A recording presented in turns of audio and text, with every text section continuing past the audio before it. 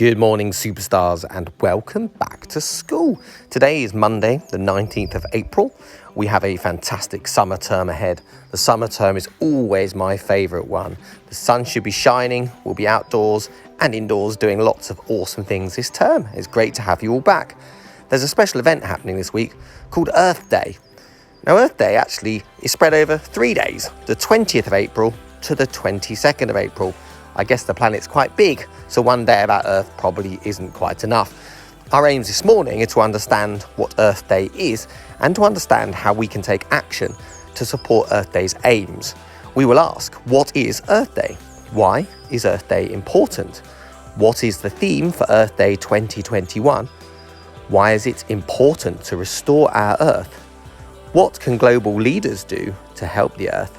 And what can you do to help? So what is Earth Day? It's an annual global event that takes place on the 22nd of April. This year, it takes place over 3 days, beginning on the 20th. 1970 was the first year Earth Day was held, and since then, more and more people have shown their support for the environment by becoming involved.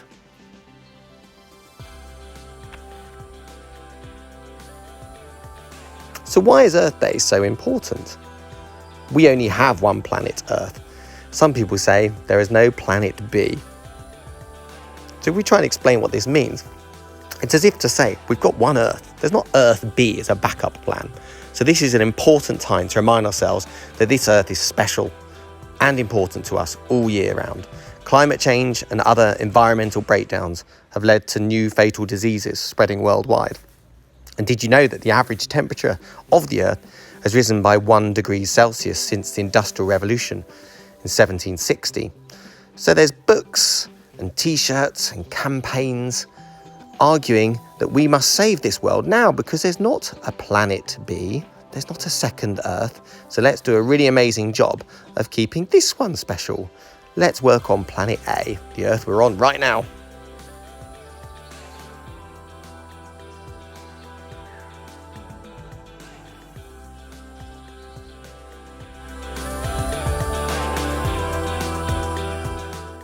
The themes this year for Earth Day 2021 are all about restoring our Earth, not just because we care, but because we live on it.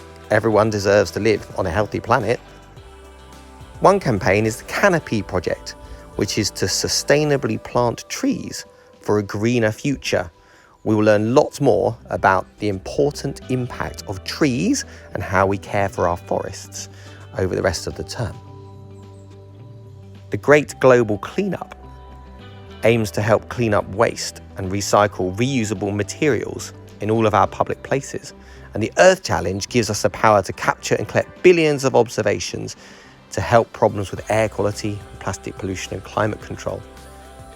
Earth Day is a campaign that features plants and animals that provide us with essential services to our ecosystem. We depend on these for our world to stay healthy. Forests have a really important role.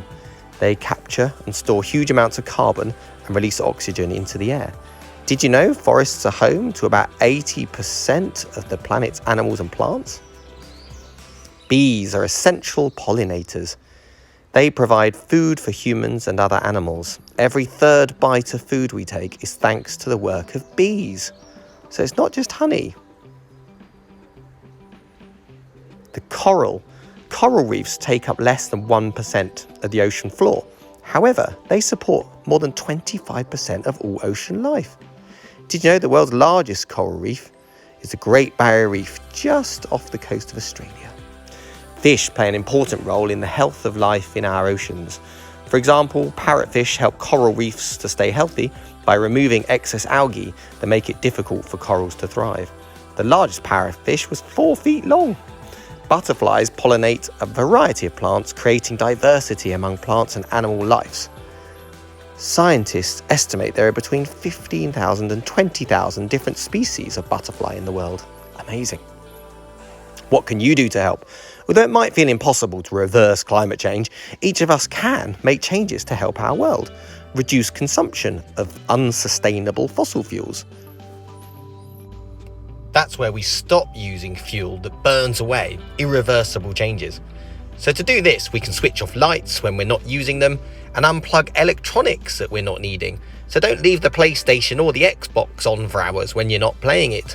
And we can choose natural, sustainable materials such as bamboo or woods from FSC forests rather than plastics.